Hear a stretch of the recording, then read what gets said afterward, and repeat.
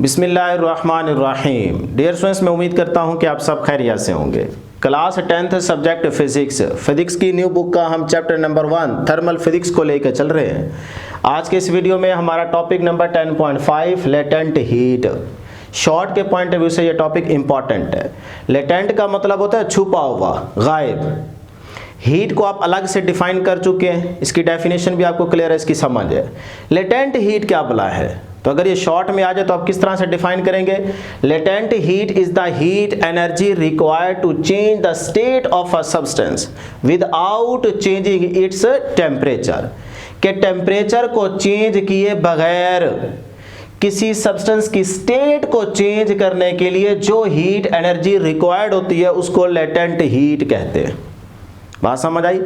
कि टेम्परेचर को चेंज किए बगैर किसी सब्सटेंस की स्टेट को चेंज करने के लिए जो हीट एनर्जी रिक्वायर्ड होती है उसको लेटेंट हीट कहते हैं। डेफिनेशन बहुत ही सिंपल है, आसान है। अभी डायग्राम से इसको मजीद क्लियर करते हैं कि हम लेट करते हैं जी, हमारे पास एक सॉलिड फॉर्म है, उसको हम आइस ले लेते हैं। आइस क्या है? Solid form. अब इस पे हम हीट अप्लाई करेंगे। जैसे ही मैंने यहाँ पे देखो आइस पे हीट अप्लाई की तो ये आइस मेल्ट होना स्टार्ट हो जाएगी, पिघलेगी, तो इसकी स्टेट चेंज हो जाएगी। मतलब पिघल के ये कन्वर्ट होगी बेटे किस में? लिक्विड में, वाटर। अब इधर क्या हुआ है? स्टेट चेंज होगी। पहले आइस थी, हमने हीट अप्लाई की जिससे वो आइस पिघल के क्या बन गया बेटे? Liquid, water. तो स्टेट चेंज होगी ना। तो यहां पे टेम्परेचर को हमने चेंज नहीं किया।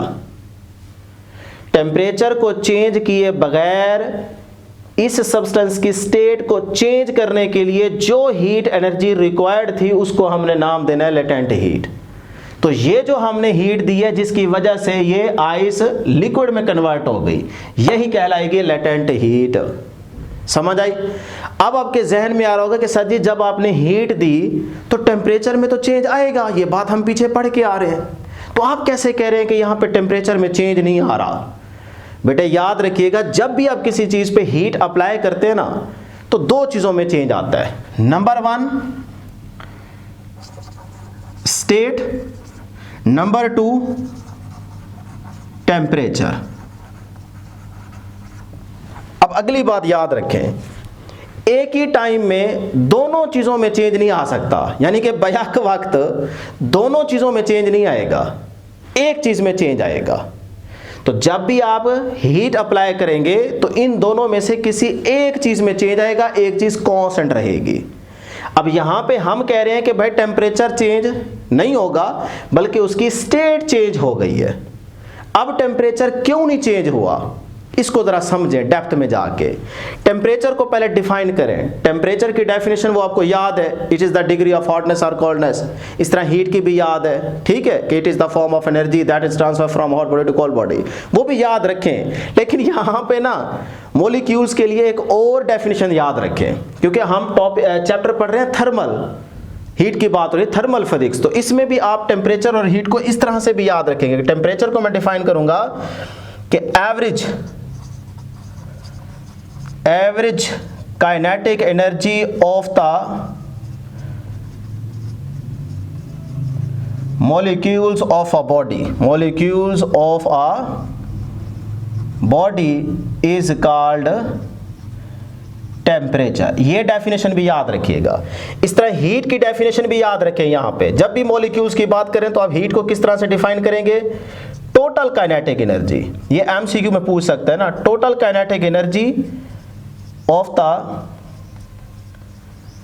Molecules is called heat. ये दो डेफिनेशन भी तैयार रखिएगा। अब डियर स्टूडेंट्स, टेम्परेचर की डेफिनेशन क्या है? Average kinetic energy of the molecules.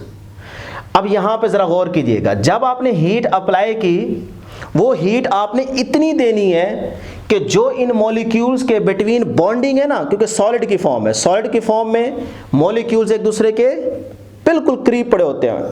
Bonding intermolecular forces की वजह से वो एक दूसरे के करीब पड़े होते हैं, इधर उधर आसानी से नहीं जा सकते। तो हमने हीट इतनी देनी है कि इन मॉलिक्यूल्स की बॉन्डिंग ब्रेक हो जाए। ज्यादा नहीं देनी हीट, ज्यादा देंगे तो इनको एनर्जी मिलेगी, इनकी काइनेटिक एनर्जी बढ़ जाएगी। काइनेटिक एनर्जी क्या है भाई? टेम्परेचर। तो काइनेटिक एनर्जी बढ़ गई तो टेम्परेचर बढ़ जाएगा। मैं ये कह रहा हूं कि आपने टेम्परेचर को, काइनेटिक एनर्जी को कांस्टेंट रखना है। इन मॉलिक्यूल्स को हीट की वजह से काइनेटिक एनर्जी ना मिले तब टेम्परेचर क्या रहेगा, कांस्टेंट। तो हमने हीट इतनी देनी है सिर्फ कि जिससे इन मॉलिक्यूल्स की बॉन्डिंग ब्रेक हो जाए, ये आसानी से इधर जा सके, क्योंकि हमने इसकी स्टेट को चेंज करना है ना। तो जब बॉन्डिंग ब्रेक होगी तो ये मॉलिक्यूल्स आसानी से इधर चले जाएंगे। तो आइस कन्वर्ट हो जाएगी किस में, लिक्विड में। टेम्परेचर में चेंज नहीं आया क्योंकि हमने हीट ज्यादा अप्लाई की ही नहीं है, हमने सिर्फ उतनी हीट देनी है जिससे बॉन्डिंग ब्रेक हो जाए, बस। अगर आप ज्यादा देंगे तो फिर इन मॉलिक्यूल्स की काइनेटिक एनर्जी बढ़ जाएगी। काइनेटिक एनर्जी बढ़ जाएगी तो इसका मतलब वो तो होता है टेम्परेचर, तो टेम्परेचर बढ़ जाएगा। अब बात समझ आई कि यहां पे टेम्परेचर कांस्टेंट रहेगा लेकिन स्टेट क्या होगी, चेंज। तो इसको कहते हैं बेटे लेटेंट हीट। क्लियर है जी मीनिंग। अब आते हैं अगली बात की तरफ चलते हैं बेटे। इसी तरह से जब आप लिक्विड पे मजीद हीट अप्लाई करेंगे तो ये स्टेट चेंज हो जाएगी बेटे किस में, गैस में। ठीक है, तो अगर आप लिक्विड टू इसको मजीद हीट दे के आप कन्वर्ट कर रहे हैं गैस में, तो अभी भी तो कन्वर्जन हो रही है ना, एक स्टेट से दूसरी स्टेट में आप चले गए हैं। तो इसके लिए भी जो हीट रिक्वायर्ड होगी विदाउट चेंजिंग इट्स टेम्परेचर, तो उसको भी हम कहेंगे लेटेंट हीट। मेरा ख्याल है यहां तक आपको ये सारी चीजें क्लियर हो गई हैं। ठीक है, समझ आ गई। अब चलते हैं अगली बात की तरफ। रिमेंबर दैट, याद रखिएगा, शॉर्टकट अभी बता रहा हूं, आगे इसको प्रॉपर तरीके से डिफाइन भी करेंगे। अगला टॉपिक है, मतलब ये जो लेटेंट हीट है ये दो तरह की है। Number 1 latent heat of fusion, number 2 latent heat of vaporisation. अब आप शॉर्टकट ये याद रखें, जब भी सॉलिड टू लिक्विड जाएंगे, स्टेट चेंज हो रही है ना, सॉलिड टू लिक्विड, तो ये होगी लेटेंट हीट ऑफ फ्यूजन। इसको लेटेंट हीट ऑफ फ्यूजन कहेंगे। अभी प्रॉपर तरीके से आगे डिफाइन करूंगा, अभी शॉर्टकट सिर्फ जहन में रखें। सॉलिड टू लिक्विड कन्वर्जन हो रही है तो ये लेटेंट हीट ऑफ फ्यूजन। अगर लिक्विड टू गैस जा रहे हैं तो latent heat of vaporisation. Clear है यहां तक? चलिए जी, अब हम इनको फर्दर डिटेल में डिस्कस करते हैं। तो आपकी बुक का पेज नंबर 13, तो यहां से लेटेंट हीट ऑफ फ्यूजन ये टॉपिक स्टार्ट हो रहा है। तो पहले इसको डिफाइन करते हैं, बहुत ही आसान है। Latent heat of fusion is the heat energy required to convert 1 kg of a solid into a liquid, solid into a liquid, latent heat of fusion. वही चीज आ रही है।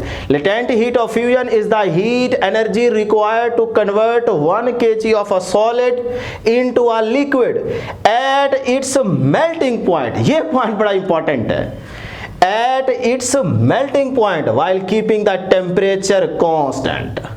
टेम्परेचर अभी भी चेंज नहीं हो रहा, टेम्परेचर में चेंज आए बगैर मेल्टिंग पॉइंट पे अगर सॉलिड लिक्विड में चेंज हो गई है, या कह लें कि सॉलिड को लिक्विड में चेंज करने के लिए जो हीट एनर्जी रिक्वायर्ड होगी उसको कहेंगे लेटेंट हीट ऑफ फ्यूजन।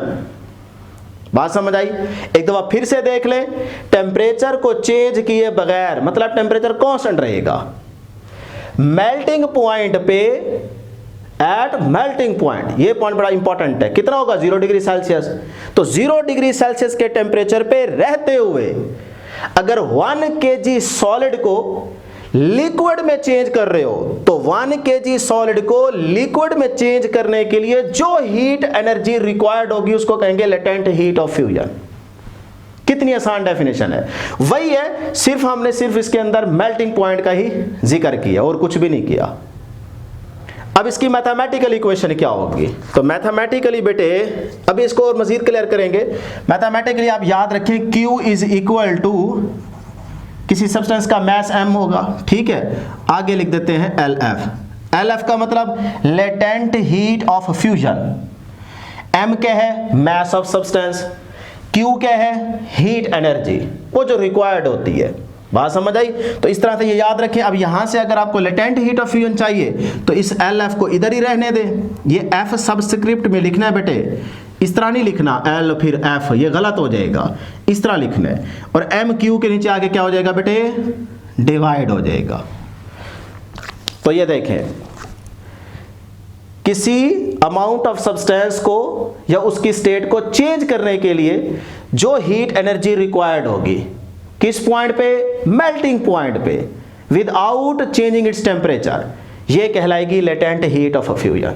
यहां से भी डिफाइन कर सकते हो अपनी वर्डिंग में, ये भी डेफिनेशन कर सकते हो। यहां तक क्लियर है? अब डियर स्टूडेंट्स याद रखिएगा, लेट करते हैं कि हमारे पास टेम्परेचर था -20 डिग्री सेल्सियस, हमने आइस ली, टेम्परेचर है उस टाइम -20 डिग्री सेल्सियस। अब हम हीट अप्लाई करेंगे, जैसे आप हीट अप्लाई करेंगे अब टेम्परेचर में चेंज आएगा, ठीक है। अब टेम्परेचर में चेंज आ रहा है, -20 से -10 हो गया, -10 से वो पहुंच गया 0 डिग्री सेल्सियस। अब जब 0 पे पहुंचेगा ना, इससे पहले आइस ही थी, लेकिन हम हीट अप्लाई करते जा रहे थे, टेम्परेचर बढ़ रहा था। नेगेटिव में काम होने का मतलब यही है ना, वैल्यू बढ़ रही है। जब वो 0 पे पहुंचा, अब 0 क्या है? Melting point. तो 0 पे अब टेम्परेचर में चेंज नहीं आएगा, बल्कि उसकी स्टेट में चेंज आएगा। जब टेम्परेचर में चेंज आ रहा था हीट के अप्लाई करने से, तब स्टेट में चेंज नहीं आ रहा था। जब स्टेट में चेंज आने लगेगा तब टेम्परेचर कांस्टेंट हो जाएगा। तो ये बात आप ग्राफ से समझें। यहां पे जो आपके पास एक्सपेरिमेंट नंबर 1 है ना, उसका ग्राफ से आपको ये चीज क्लियर हो जाएगी। देखो, हम लेट करते हैं कि हमारे पास आइस है और टेम्परेचर है हमारा -20 डिग्री सेल्सियस। अब हम टेम्परेचर हीट अप्लाई करेंगे, ये आइस मैंने ली, उस पर हम हीट अप्लाई करेंगे, जैसे यहाँ पे मिसाल दी है। अब हम हीट अप्लाई करेंगे, टेम्परेचर में चेंज आएगा। अब देखो टेम्परेचर बढ़ता जा रहा है, ये टेम्परेचर, ये टाइम के हिसाब से टेम्परेचर बढ़ता जा रहा है, ये ग्राफ शो कर रहा है। बढ़ाते यहां पहुंच गए। अब टेम्परेचर आ गया 0 डिग्री सेल्सियस। अब पहले टेम्परेचर में चेंज आ रहा है, लेकिन है आइस, बर्फ ही है, उसकी स्टेट में चेंज नहीं आ रहा, सिर्फ टेम्परेचर में चेंज आ रहा है। काम करते यहां पहुंच गए। अब आ गया टेम्परेचर 0 डिग्री सेल्सियस, ये क्या है? Melting point. अब यहां से देखो ग्राफ क्या हो गया? बिल्कुल सीधा हॉरिजॉन्टल, मतलब अब आइस कन्वर्ट हो चुकी है मेल्टिंग पॉइंट पे बेटे, किस में? लिक्विड में, वाटर में। तो ये आइस अब मेल्ट हो चुकी है, तो मैंने इसीलिए लिखा है आइस मेल्ट हो चुकी है यहां पे। तो यहां से लेकर यहां तक जो ग्राफ का पोर्शन है, ये शो कर रहा है कि भाई अब यहां पे क्या हो गया बेटे? आइस की स्टेट चेंज हो गई है। आइस किस में कन्वर्ट हो चुकी है? वाटर में, लिक्विड में कन्वर्ट हो चुकी है। तो अब स्टेट में चेंज आ रहा है ना, तो यहां पे देखो क्या टेम्परेचर में चेंज आ रहा है? नहीं, टेम्परेचर क्या है? 0 डिग्री सेल्सियस। तो इसीलिए वो कह रहा था कि एट इट्स मेल्टिंग पॉइंट पे याद रखिएगा स्टेट क्या हो जाएगी? चेंज हो जाएगी।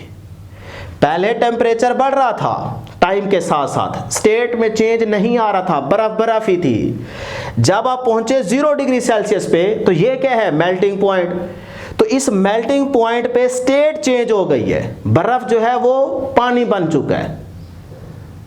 अब टेम्परेचर में चेंज नहीं आ रहा, टेम्परेचर क्या है? 0 डिग्री सेल्सियस। ये ग्राफ बिल्कुल सीधा है। यहां से आपको ये डेफिनेशन भी क्लियर हो गई, इससे ज्यादा अच्छा हम नहीं समझा सकते, ठीक है ना। ये बहुत ही अच्छे तरीके से आपको क्लियर कर दी है। ले जी, अभी आगे वाली चीज को छोड़ दें, अब यहां तक रहे। यहां तक क्या बन चुका है? वाटर। अब ये आपके पास वाटर है, इससे अगली कहानी यहां से स्टार्ट करेंगे। अभी यहां तक ग्राफ आपका हो गया। तो ये वाला जो पोर्शन है, ये वाला पोर्शन, इसमें अगर मैं पूछूं आपसे तो क्या है भाई? ये reason latent heat of fusion का रीजन है। लेटेंट हीट ऑफ फ्यूजन, ये चीज जो अभी समझाई है सारी, वो यहां पे है। ले जी आगे चलते हैं। एग्जांपल है छोटी सी, इसका यूनिट भी याद रखिएगा। यहां से देखो आपके पास लेटेंट हीट का ये आ गया, हीट है तो जाउल डिवाइडेड बाय मैस है तो केजी। तो लेटेंट हीट ऑफ फ्यूजन का जो बेटे यूनिट रहेगा वो रहेगा जाउल पर केजी। क्लियर? एग्जांपल देखें जी, कहता है ice eight 0 degree Celsius absorb heat, यानी कि वो जो बर्फ थी उसने हीट को एब्जॉर्ब किया। टेम्परेचर क्या रहेगा? कांस्टेंट। तो कितना है मेल्टिंग पॉइंट पे? 0 degree Celsius. 0 degree Celsius remains at 0 degree Celsius. अब टेम्परेचर में चेंज नहीं आ रहा, वो 0 डिग्री सेल्सियस है तो 0 डिग्री सेल्सियस ही रहेगा। Until it completely melts into water, तब तक जब तक के आइस मुकम्मल तौर पे पानी में कन्वर्ट ना हो जाए। जब बिल्कुल स्टेट चेंज हो जाएगी उसके बाद टेम्परेचर में चेंज आ सकता है, लेकिन 0 डिग्री सेल्सियस पे बर्फ आपने ली और उसकी स्टेट को जब चेंज कर रहे हो तब तक उसके टेम्परेचर में चेंज नहीं आएगा। बात समझ आई। तो इसके लिए वो कह रहे हैं the latent heat of fusion of ice is, तो फिर जो लेटेंट हीट ऑफ फ्यूजन की वैल्यू होगी वो होगी 3.36 मल्टीप्लाई 10⁵ जूल पर केजी। इसको याद रखें, ये बेटे आपसे एमसीक्यू में पूछी जा सकती है, ये आपका इंपॉर्टेंट एमसीक्यू है, ठीक है। अब इस बात का मतलब क्या है, वो कहता है meaning 3.36 multiply 10⁵ joules of heat is needed to melt of 1 kg of the ice into water at 0 degree Celsius. मतलब इस 3.36 मल्टीप्लाई 10⁵ जूल्स का जो आपके पास हीट आई है, इसका मतलब यही है कि भाई ये जरूरत है, किस चीज के लिए ये हीट क्यों जरूरत है, ये 1 kg आइस को कन्वर्ट करेगी बेटे किस में, वाटर में, किस टेम्परेचर पे, 0 डिग्री सेल्सियस पे। 0 डिग्री सेल्सियस टेम्परेचर पे या कह ले मेल्टिंग पॉइंट पे 1 kg आइस को वाटर में कन्वर्ट करने के लिए जो हीट एनर्जी रिक्वायर्ड होगी वो ये होगी। अगर ये मिल गई तो आइस की स्टेट चेंज हो जाएगी किस में बेटे, वाटर में। ये है इस पूरी वैल्यू का मतलब, आसान करके। टॉपिक आपका खत्म हो चुका है, बाकी इसमें थ्योरी लिखने की जरूरत नहीं है। अगर आप बेटे यहां से ये 2-3 लाइनें लिख भी देंगे ना लॉन्ग में तो कोई मसला नहीं है, आप अपनी वर्डिंग बना सकते हो, लेकिन आप सिर्फ इतना याद करो, इतना ही लिख के आओगे तो नंबर आपको पूरे मिलेंगे।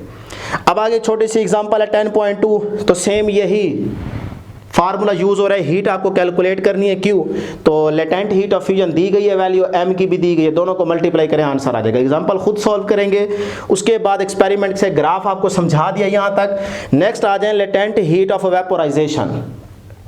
अब क्या है, लिक्विड टू गैस, पहले सॉलिड टू लिक्विड, अब लिक्विड टू गैस, ये कन्वर्जन चाहिए, तो ये कहलाएगी लेटेंट हीट ऑफ वेपोराइजेशन। तो इसको भी जरा अच्छे अंदाज में डिफाइन करेंगे। कहता है latent heat of vaporization is the heat energy needed to change of 1 kg of a liquid into gas. सिर्फ सॉलिड के वर्ड को हटाकर यहां लिक्विड लगा लो, into a gas at its boiling point. अब क्योंकि ये देखो यहां तक पहुंच चुके थे ना, अब आपके पास क्या है, वाटर, तो वाटर के लिए मेल्टिंग पॉइंट थोड़ी लेंगे, बॉइलिंग पॉइंट लेंगे। कितना होता है, 100 डिग्री सेल्सियस, याद रख ले। ये आगे एक छोटा सा टेबल दिया गया ना, यहाँ पे देखो वाटर का मेल्टिंग पॉइंट 0, बॉइलिंग पॉइंट 100, इसी तरह से एल्यूमिनियम का मेल्टिंग पॉइंट दिया गया है, बॉइलिंग पॉइंट दिया गया है, हीट ऑफ फ्यूजन की वैल्यू दी गई है, हीट ऑफ वेपोराइजेशन की वैल्यू दी गई है। ये टेबल आपने छोटा सा याद रखना है, यहाँ से MCQ एक पक्का आएगा, ठीक है जी। तो क्या कह रहा था मैं, latent heat of vaporization is the heat energy needed to change 1 kg of a liquid into gas at its boiling point without changing its temperature, without changing the temperature. भाई एक दफा चेंजिंग लिख लो, 2 दफा लिखा गया, चलो ठीक है। टेम्परेचर को चेंज किए बगैर एट बॉइलिंग पॉइंट कितना, 100 डिग्री सेल्सियस। तो 100 डिग्री सेल्सियस आपके पास एक ही वैल्यू है, इसमें अब चेंज आए बगैर इसी वैल्यू पे अगर 1 kg लिक्विड को गैस में कन्वर्ट कर रहे हो तो इसके लिए जो हीट एनर्जी रिक्वायर्ड होगी उसको कहेंगे लेटेंट हीट ऑफ वेपोराइजेशन। ये थी डेफिनेशन। अब इसका भी मैथमेटिकली फार्मूला क्या होगा, इसी को देखते हुए Q is equal to M into बेटे LV, V से vaporization, latent heat of vaporization. इसको यहां से कैलकुलेट कर लो, LV अपनी जगह पे रहेगा, MQ के नीचे जाके क्या हो जाएगा बेटे, डिवाइड हो जाएगा। लो जी, इसी थ्योरी के अकॉर्डिंग उसकी मैथमेटिकल इक्वेशन आ गई।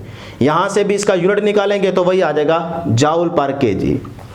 अब देखें latent heat of vaporisation of a water is, water की जो लेटेंट हीट ऑफ वेपोराइजेशन की वैल्यू होगी वो होगी 2.26 मल्टीप्लाई 10⁶ जूल पर केजी। इसको भी याद रखें, MCQ के लिए इंपॉर्टेंट है।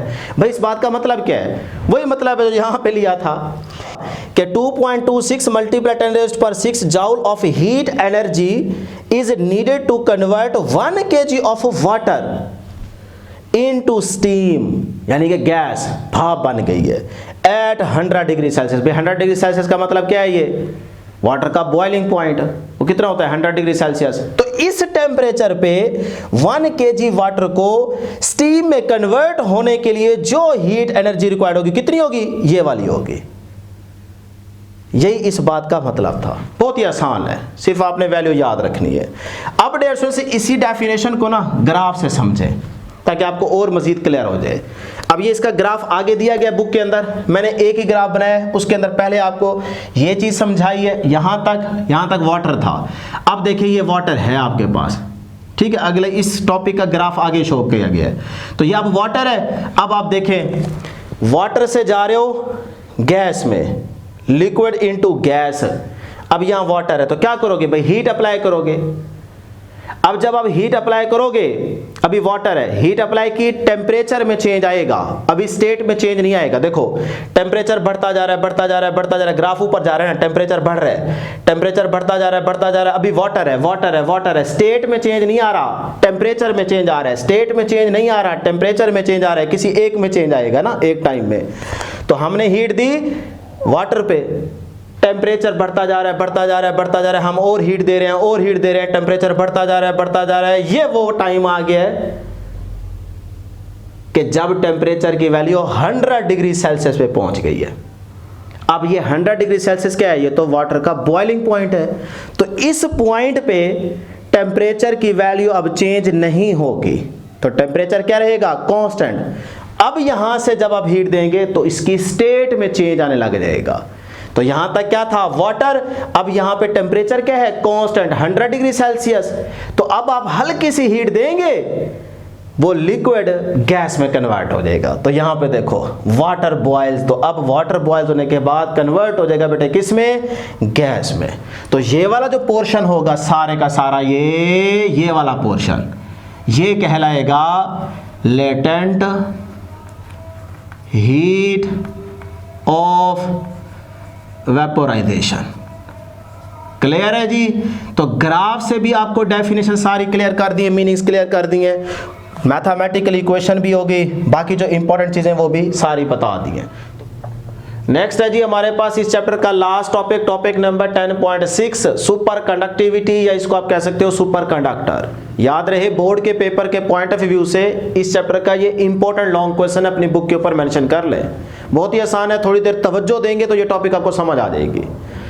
डियर स्टूडेंट्स यहाँ पे गौर करें, सुपर कंडक्टर में ये जो वर्ड है ना कंडक्टर, कंडक्टर और इंसुलेटर की कहानी आपको पता है। कंडक्टर ऐसे मटेरियल्स जिनमें से करंट आसानी से पास कर जाता है, और इंसुलेटर्स ऐसे मटेरियल जिनमें से करंट आसानी से पास नहीं कर सकता।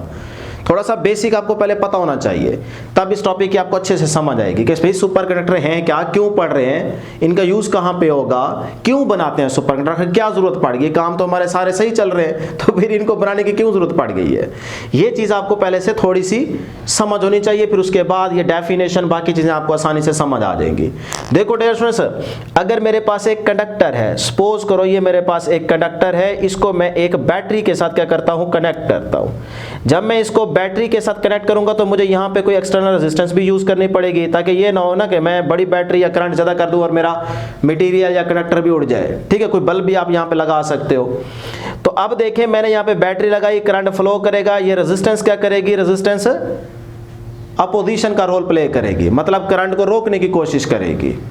हम ये चाहते हैं कि यार सर्किट के अंदर करंट हमें ज्यादा मिले, बात को समझें, हम चाहते हैं सर्किट के अंदर करंट हमें ज्यादा मिले, तो ये रेजिस्टेंस गड़बड़ कर रही है, हमारे करंट को रोक रही है। रेजिस्टेंस का मतलब ही यही है, ठीक है, अपोजिशन। तो हम इसको क्या कर देते हैं, हटा देते हैं, ताकि हमें सर्किट में करंट ज्यादा मिले। अब हमें करंट थोड़ा सा पहले की निस्बत ज्यादा मिलेगा। अभी भी इस मटेरियल की अपनी इंटरनल रेजिस्टेंस है, हर चीज की अपनी इंटरनल रेजिस्टेंस होती है। तो जो इस कंडक्टर या मटेरियल की अपनी इंटरनल रेजिस्टेंस है, उसकी वजह से फिर अपोजिशन। इसके अंदर क्या है, एटम्स, एटम्स क्या कर रहे हैं, वाइब्रेट। तो जो flow of charges called current, जो चार्जेस आ रहे हैं उनके आगे जब एटम्स आएंगे तो वो रुक जाएंगे, तो करंट क्या हो गया, कम। हम ये चाहते हैं कि यार हमें सर्किट से करंट ज्यादा मिले, ताकि हमारे अच्छे खासे काम जो रुके पड़े वो हो जाए। तो अब हम इसको तो हटा नहीं सकते, तो हम इसी कंडक्टर को क्या बनाएंगे, सुपर कंडक्टर बनाएंगे। मतलब कंडक्टर से ज्यादा अच्छा, कंडक्टर से भी थोड़ा ज्यादा अच्छा, सुपर, ताकि हमें करंट ज्यादा मिले, और जहां पे जिन चीजों के लिए करंट ज्यादा हमें चाहिए होता है वहां पे हम यूज करके अपना काम कर सके। इसीलिए हम सुपर कंडक्टर बनाते हैं। और बार बार हमें देखो बैटरी भी न लगानी पड़े, इधर हमें बार बार बैटरी लगानी पड़ रही है, मुश्किल हो रही है। तो इन सारी चीज़ों से हमने छुटकारा हासिल करना है और अपना असल फ़ायदा लेना है कि भाई करंट ज़्यादा मिले। तो उसके लिए हम सुपर कंडक्टर्स बनाते हैं, और ये बनाना कोई इतना आसान काम नहीं है कि आप रात को सोचें या अभी बैठे बैठे सोचें और सुबह उठ के सुपर कंडक्टर बना लें। ऐसा नहीं है, जिंदगियां ख़त्म हो गई हैं तब जाके बहुत थोड़े सुपर कंडक्टर्स बने हैं। आपकी बुक ने यहाँ पे 3 डिस्कस किए हैं, लेकिन अभी 70-75 तक पहुँच गए हैं। अगर आप गूगल करेंगे तो आपको नज़र आ जाएंगे। लेकिन ये है कि बहुत अरसा गुजर चुका है, बहुत लंबा अरसा गुजर, सदियाँ गुजर गई है, तब जाके ये थोड़े बहुत बने हैं। क्लियर है, इतना आसान काम नहीं है। अब ज़रा हम इसकी डेफिनेशन को समझते हैं और बाकी चीज़ें 1 बाय 1 डिस्कस करते हैं, इंशाल्लाह आपको समझ आ जाएगी। डियर स्टूडेंट्स, डेफिनेशन ये है कि बुक वाली ही वर्डिंग यहाँ पे यूज कर रहा हूँ, आप आसान भी लिख सकते हैं। जैसे मैंने यहाँ पे लिखा हुआ है, सुपर कंडक्टर से मुराद क्या है? Those materials whose electrical resistance becomes zero, ऐसे मटेरियल्स जिनकी इलेक्ट्रिकल रेजिस्टेंस एक सर्टेन टेम्परेचर पे जीरो हो जाए, उन मटेरियल्स को आप सुपर कंडक्टर्स कहते हो। फिर से सुने, ऐसे मटेरियल्स जिनकी इलेक्ट्रिकल रेजिस्टेंस किसी एक खास टेम्परेचर पे जीरो हो जाए, उन मटेरियल्स को आप सुपर कंडक्टर्स का नाम देते हैं। और ये जो प्रॉपर्टी होती है, इस प्रॉपर्टी को हम कहते हैं सुपर कंडक्टिविटी। कितनी आसान डेफिनेशन है। अब आप चाहे इसको रट्टा मारें, चाहे समझ के तैयार कर लें, वही चीज लिखी हुई है। देखो, सुपर कंडक्टिविटी क्या है भाई? Superconductivity is a special property of a some materials where they have zero electrical resistance below a certain temperature, कि किसी खास टेम्परेचर पे जब मटेरियल की इलेक्ट्रिकल रेजिस्टेंस की वैल्यू जीरो हो जाए तो ये कहलाएगा सुपर कंडक्टर, और इसकी प्रॉपर्टी को हम नाम देते हैं सुपर कंडक्टिविटी। क्लियर है डेफिनेशन? अब ये किस तरह से होता है, डायग्राम से आपको समझाऊंगा। उसके बाद यहाँ पे जो सर्टेन टेम्परेचर है, खास टेम्परेचर हम कह रहे हैं ना, उसको क्या नाम देते हैं? उसको क्रिटिकल टेम्परेचर का नाम देते हैं। तो ये देखो, आसान डेफिनेशन क्रिटिकल टेम्परेचर की, कि temperature at which materials becomes super conductor, ऐसा टेम्परेचर या टेम्परेचर की वो वैल्यू जिस पे मटेरियल सुपर कंडक्टर बन जाता है, तो उस टेम्परेचर को, उस टाइम वाले टेम्परेचर को क्रिटिकल टेम्परेचर कहते हैं। इसको TC से डिनोट करते हैं। Temperature at which materials becomes super conductor, वो टेम्परेचर जिस पे मटेरियल सुपर कंडक्टर बन जाता है, उस टेम्परेचर को क्रिटिकल टेम्परेचर कहते हैं। क्लियर है जी? डेफिनेशन क्लियर हो गई। चलें आगे चलते हैं। आपकी बुक कह रही है, जितना बुक में वही चीजें डिस्कस करेंगे। हालांकि इसमें मैं बहुत कुछ आपको बता सकता हूं, लेकिन वो आप फिर जाके ना अगली क्लासेस में पढ़ेंगे। अभी बुक वाली ही चीजें तैयार करें। How does super conductivity works? अब ये किस तरह से काम करती थी देखें। जो पहला सुपर कंडक्टर बना, हमारे पास एक साइंटिस्ट है, इसका नाम भी याद रखें बेटे, कमेर्लिंग ऑन्स। 1911 के अंदर ना ये एक्सपेरिमेंट परफॉर्म कर रहे थे। बहुत सारे उन्होंने मटेरियल्स लिए, उनका टेम्परेचर बढ़ाया, कम किया, बढ़ाया, कम किया, बढ़ाया, कम किया, लेकिन सुपर कंडक्टर नहीं बन रहा था। हम सुपर कंडक्टर बनाना चाह रहे थे, तो इन्होंने करते करते करते करते कई अरसा गुजर गया। इन्होंने ना एक मरकरी का केस लिया, यानी कि मरकरी लिया। अब आमतौर पे जो कहानी चल रही होती है ना कंडक्टर के केस में या मेटल के केस में, वो ये चल रही होती है कि इलेक्ट्रिकल रेजिस्टेंस और टेम्परेचर का जो ग्राफ बनता है वो इस तरह से बनता है कि सपोज करें आपके पास कोई भी कंडक्टर है, उसके अंदर अगर आप टेम्परेचर उसका बढ़ाएंगे या कम करेंगे, हम सपोज करते हैं कम करते हैं, जैसे बुक का ग्राफ है। ये देखो, हमने कंडक्टर लिया, उसका टेम्परेचर कम करते करते करते करते करते करते कम कर रहे हैं, कम कर रहे हैं, इलेक्ट्रिक रेजिस्टेंस भी कम हो रही है, कम करते करते करते करते करते करते करते यहाँ पहुंच गए। लेट करो, अब यहाँ पे जब पहुंचे तो देखें टेम्परेचर क्या हो गया? जीरो। इलेक्ट्रिकल रेजिस्टेंस भी क्या होगी यहाँ पे? जीरो। बात समझ आ रही है? अब यहां तक ये तो आम तौर पे केस चल रहा होता है, इस तरह से तो सुपर कंडक्टर बनता नहीं है। फिर उन्होंने यानी कि कमेर्लिंग ऑन्स ने क्या किया, 1911 के अंदर जो मरकरी लिया, उसके केस में सबसे पहले उसने टेम्परेचर बढ़ाया, बढ़ाते गए बढ़ाते गए, टेम्परेचर बढ़ाते गए बढ़ाते गए बढ़ाते बढ़ाते, कोई टेम्परेचर की ऐसी वैल्यू नहीं आई जिस पे कंडक्टर सुपर कंडक्टर बन जाए। अब वो बैठ गए, क्या कर रहे हैं? फिर उन्होंने कहा यार मैं इसको ना कम करना स्टार्ट करता हूं। पहले बढ़ा रहा था, फिर उसने कहा यार मैं इसको कम करता हूं, तो फिर उसने कम करना स्टार्ट किया। देखो, हाई से लो। अब ये उसने मरकरी का केस लिया। मैं यहां पे लिख देता हूं कि हम यहां पे जो केस डिस्कस कर रहे हैं वो बेटे मरकरी का कर रहे हैं, ठीक है? ये जहन में रखिएगा। ये पहला जो सुपर कंडक्टर बना वो ये था। तो उसने जनाब हाई से लो आना शुरू किया, यानी कि ये अब मरकरी के केस में वो टेम्परेचर को क्या कर रहे हैं बेटे? कम कर रहे हैं। कम करते करते करते करते करते करते करते करते करते करते करते करते करते करते करते करते एक पॉइंट ऐसा आया, और ये बहुत स्लो करना पड़ता है, ये नहीं कि ऐसे कम किया है टेम्परेचर को, नहीं नहीं नहीं नहीं, बहुत स्लोली। तो टेम्परेचर को कम करते करते करते ये वो पॉइंट आया, लेट करो, जिस पॉइंट पे उसने देखा कि अचानक इलेक्ट्रिकल रेजिस्टेंस की वैल्यू यहां पे क्या हो गई है, 0 हो गई है यहां पे। यानी कि ये वो टेम्परेचर का पॉइंट था जिस पे इस मरकरी वाले केस की जो इलेक्ट्रिकल रेजिस्टेंस की वैल्यू थी वो क्या होगी, अचानक से 0 होगी। उसने कहा हाँ ये वो सर्टेन टेम्परेचर आ गया जिस पे मटेरियल की इलेक्ट्रिकल रेजिस्टेंस क्या होगी, 0। अब ये बन गया सुपर कंडक्टर। तो ये वो कौन सा टेम्परेचर है बेटे, क्रिटिकल टेम्परेचर, क्योंकि हम सर्टेन टेम्परेचर कह रहे हैं ना। तो ये वो पॉइंट था, या कह लें कि टेम्परेचर की वैल्यू है जिस पे इलेक्ट्रिकल रेजिस्टेंस की वैल्यू 0 हो गई है। फौरन से देखो इस पॉइंट पे इलेक्ट्रिकल रेजिस्टेंस क्या हो गई भाई, ये देखो 0 हो गई। तो अब ये हमारा क्या बन गया, सुपर कंडक्टर बन गया। तो ऐसा मटेरियल जिसकी एक खास टेम्परेचर की वैल्यू पे इलेक्ट्रिकल रेजिस्टेंस 0 हो जाए, उस कंडक्टर को, उस मटेरियल को नाम देते हैं सुपर कंडक्टर का। तो ये मरकरी का केस था, टेम्परेचर कम करते करते करते यहां पे पहुंचे, ये वो ऐसा पॉइंट आ गया जिस पे इलेक्ट्रिकल रेजिस्टेंस मटेरियल की क्या हो गई, 0 हो गई। ये देखो नीचे आ गया ना ग्राफ, यहां पे 0 हो गई। तो हम कहेंगे इस टाइम जो टेम्परेचर है वो क्रिटिकल टेम्परेचर कहलाएगा, और इस टाइम जो मटेरियल है वो सुपर कंडक्टर बन गया।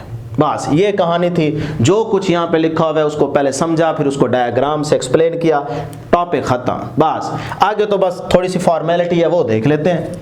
Materials that show super conductivity.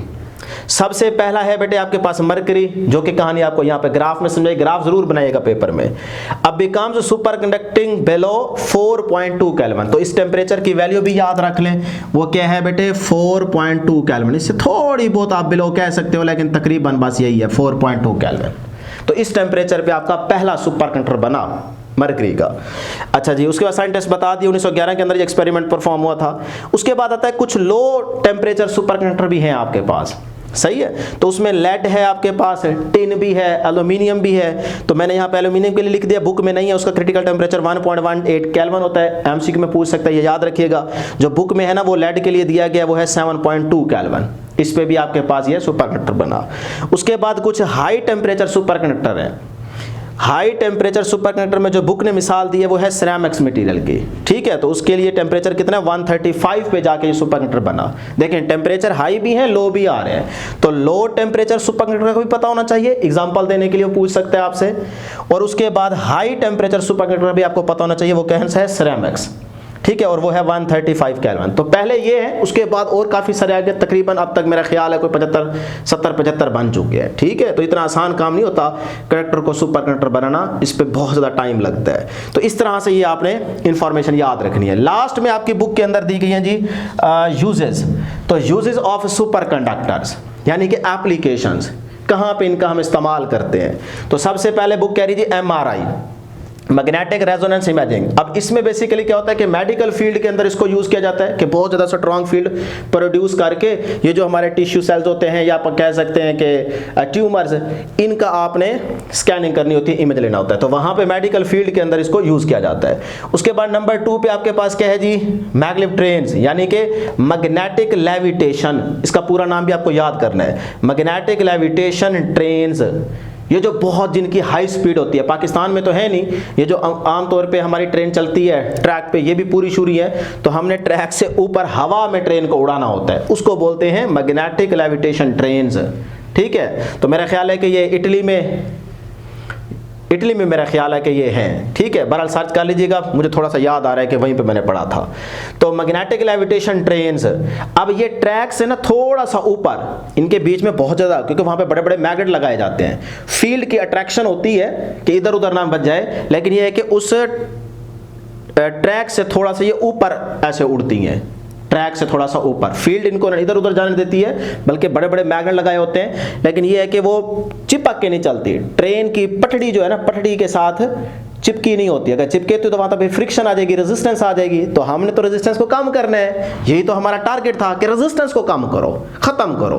तो यहां पे भी बेसिकली फ्रिक्शन क्या है, वही रेजिस्टेंस, तो उसको हमने रिड्यूस करना है, खत्म करना है। तो इसीलिए ये ट्रैक से थोड़ा सा ऊपर उठ के ना इस तरह से दौड़ती हैं और इनकी स्पीड तकरीबन जो है ना स्पेस में, वो स्पेस ही बन गया ना भाई ट्रैक से थोड़ा सा ऊपर, तो ये तकरीबन होती है मेरा ख्याल है 581 किलोमीटर पर आवर। ये इसकी स्पीड की वैल्यू होती है, ये भी याद रख लें, एमसीक्यू में पूछ सकता है वो आपसे। ले जी, उसके बाद थर्ड एप्लीकेशन या यूजेस पार्टिकल एक्सेलरेटर, यानी कि ये हमारी हेल्प करती है, जो साइंटिस्ट स्टडी करते हैं ना फंडामेंटल पार्टिकल्स, तो वहाँ पे भी हमारे पास ज़्यादा मैग्नेटिक फील्ड की ज़रूरत पड़ती है, तो वहाँ पे भी हम सुपरकंडक्टर को यूज़ कर सकते हैं। तो इस तरह से और भी बहुत सारी एग्जांपल्स हैं। कंप्यूटर की जो चिप्स होती हैं, ठीक है, उसकी स्पीड को बढ़ाने के लिए वहां पे भी आप इसका यूज करते हैं। तो इस तरह एक दो और भी दे सकते हो, मैंने 4 बताई हैं, बहुत है एप्लीकेशन 4, या कह लें यूजेस बहुत हैं। ये कहानी खत्म होगी, टॉपिक आपका बुक के अकॉर्डिंग खत्म हो चुका है। बस इतनी चीजें आप याद रखेंगे और इतनी लिखेंगे। अगर लॉन्ग आता है तब भी आप बेटे इसी तरह से इसको सॉल्व करके आएंगे, आपको पूरे नंबर मिलेंगे। कहानी यहाँ तक खत्म हो गई।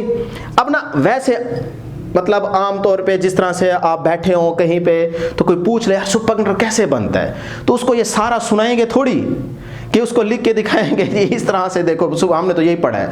नहीं, आम बंदे को समझाने के लिए, किसी को भी आपस में डिस्कस जब आप कर रहे हो फ्रेंड्स, तो आप किस तरह से समझाएंगे कि यार सुपरकंडक्टर कैसे बनता है। तो उसके लिए ना शॉर्टकट अपनी समझ के लिए यहाँ पे ये डायग्राम याद रखें, कभी आपको भूलेगा भी नहीं। देखो सबसे पहले हम क्या लेते हैं, कंडक्टर लेते हैं। जब आप कंडक्टर लेते हो तो उसकी जो रेजिस्टिविटी होती है, इलेक्ट्रिकल रेजिस्टेंस बोले या रेजिस्टिविटी क्या है, रेजिस्टिविटी क्या होती है, रेजिस्टेंस का reciprocal, reciprocal of resistance is called resistivity, एक ही बात है। तो मैं उसको रेजिस्टिविटी रो कह रहा हूं, ये आप पढ़ चुके हैं, आपको पता भी है। तो अब यहां पे ना देखो, जब आप कंडक्टर लेते हो तो उस टाइम जो टेम्परेचर होता है वो क्रिटिकल टेम्परेचर से क्या होता है, ग्रेटर, इसीलिए वो कंडक्टर है। सुपर कंडक्टर तो क्रिटिकल टेम्परेचर से बिलो। तो यहां पे देखो अभी टेम्परेचर क्या है, क्रिटिकल टेम्परेचर से ज्यादा, तो इसका मतलब ये क्या है, कंडक्टर। और इसकी जो रेजिस्टिविटी है वो भी नॉट इक्वल टू जीरो, वो भी जीरो नहीं है, इसलिए कंडक्टर है। अब हम क्या करते हैं, इसको उठाते हैं और इसको करते हैं कूल। क्या करते हैं बेटे, इसकी कूलिंग करते हैं। मैं यहाँ पे लिख भी देता हूँ ताकि आपको ना शॉर्टकट याद रहे कि भाई कंडक्टर से सुपर कंडक्टर बनता कैसे है। तो हम इसकी कूलिंग करवाते हैं। अब कूलिंग से मुराद क्या है कि भाई टेम्परेचर कम कर रहे हो, तो ये टेम्परेचर ज्यादा है ना, इसको क्रिटिकल टेम्परेचर से कम करेंगे तो ये ठंडा होता जाएगा। तो यहाँ पे सपोज करें कम करते करते करते करते हम पहुंच गए कि जब आपका टेम्परेचर जो है ना वो क्रिटिकल टेम्परेचर के इक्वल हो गया, या उससे थोड़ा बहुत लेस भी आप कह सकते हो, समझे जरा। तो इस टाइम जो रेजिस्टिविटी होगी वो क्या हो जाएगी बेटे, जीरो। तो अब ये आपका क्या बन चुका है, सुपर कंडक्टर। तो जब रेजिस्टिविटी जीरो हो जाए तो ये आपका क्या बन जाता है बेटे, सुपर कंडक्टर। अब ये सुपर कंडक्टर बन गया। अगली बात जरा समझे, तवज्जो।